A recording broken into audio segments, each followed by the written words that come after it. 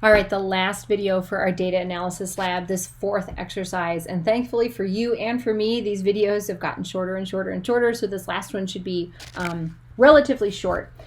Basically, we're just going to be teaching you how to plot things on a double Y plot, so having two Y axes.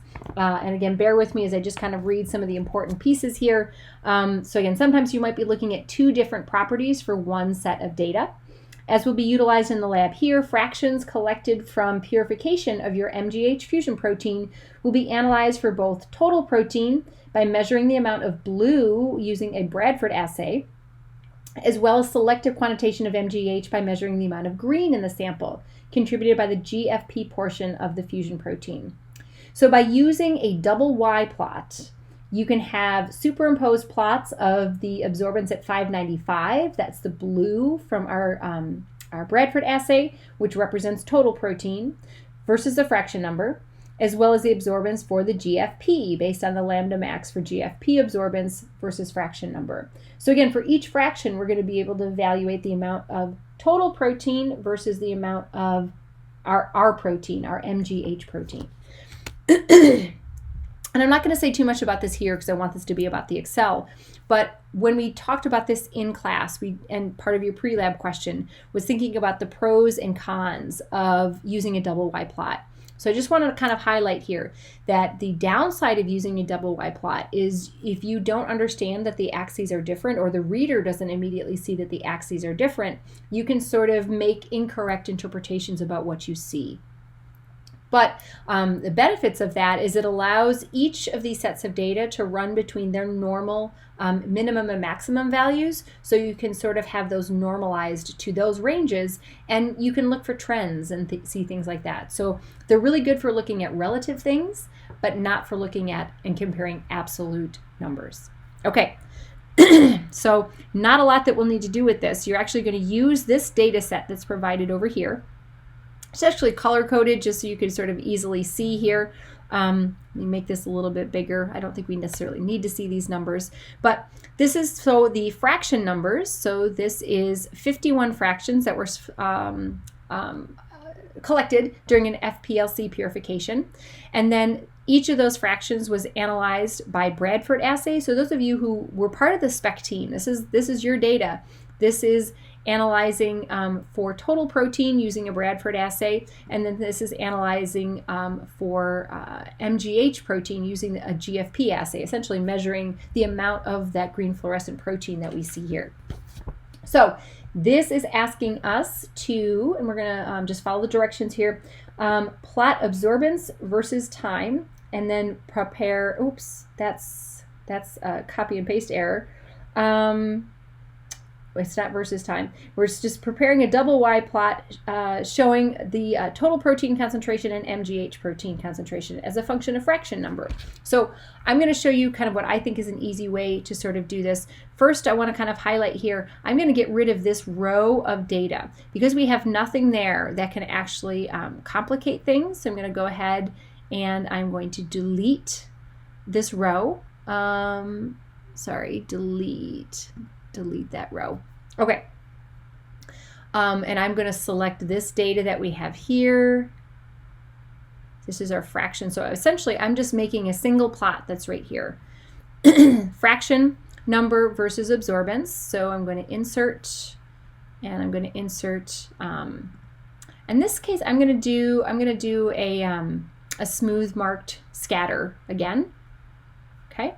So this shows my blue data. So again, this is sort of what the FPLC showed us. We could see that there was fraction number, and we could see here some of our contaminants that sort of came off. Here's another little bump of some other stuff that maybe held on a little bit more tightly, but then here's a big bump of stuff that comes off at the end. So that's kind of what we'd expect to see.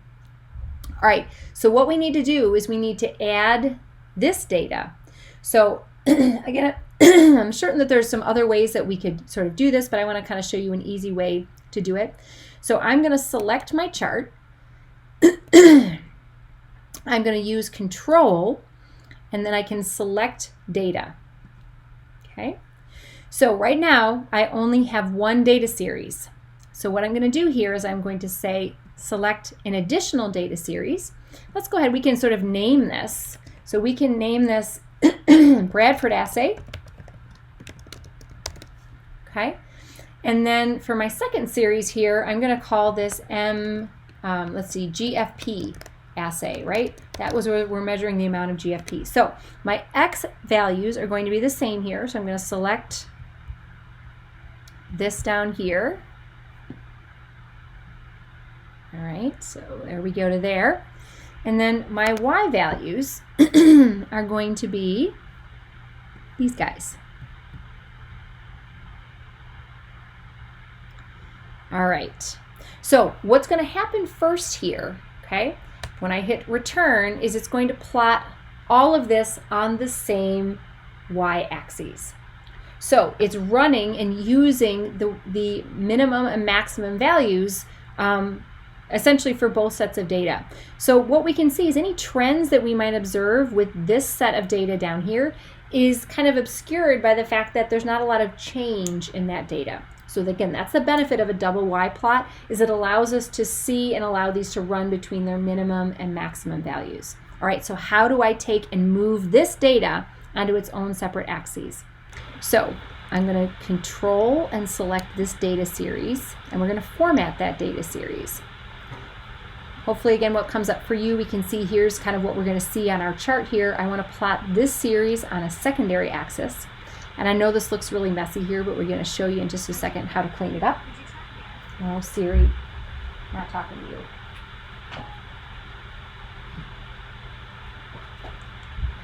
All right, now I want to clean this up because I actually want to have each of these run between their own minimum and maximum, but they look kind of messy right now because this blue data here is kind of running between -0.5 and 2.5. So to change that, again, I can select this, and if I come over here, I can select my minimum and maximum value, so that's fine actually for this data here. But when I come over here, I'm going to select that now to be 0. So it just kind of creates and puts this data kind of on its own unique axes. All right, one other thing we can sort of do here, just to kind of make this a little bit interesting here, if we select this marker here, one of the things I can do is I could change the color of what we have here. And I don't want to change it of just that single point here. I'm going to select all of this data, and then let's make it green, because you know what?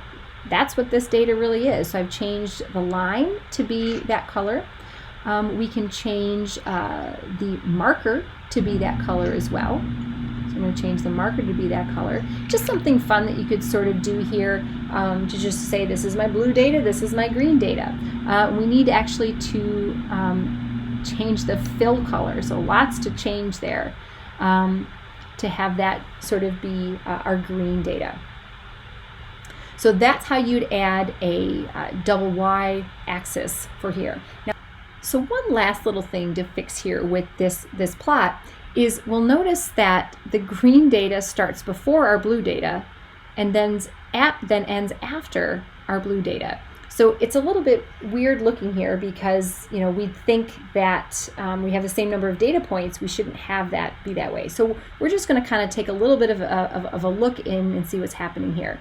So if we select this data, right, and we kind of look at the two data series that we have here, we'll notice where like the Bradford assay data starts at A2 and then it runs through A52 and then B2 to B52. So we can see where that runs between. You'll notice here with this green data, it actually starts a little bit earlier. So what I'm going to do is I'm going to say that that needs to be A2 and this needs to be C2. Oh, and I think it was changing things here. I'm going to have to go back. Let me retry that. All right. Select data. So again, the GFP assay needs to be from A. I have to, yeah, I can't move my cursor. Realizing that the hard way. All right, I got to put my cursor in the right spot.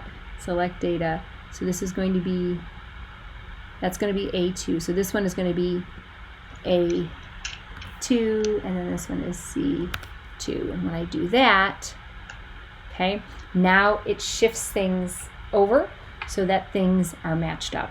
So just one last little thing to kind of highlight with doing this double Y plot is when you're adding another data series, especially if it's using the same x-axes, we need to make sure that they aren't offset there.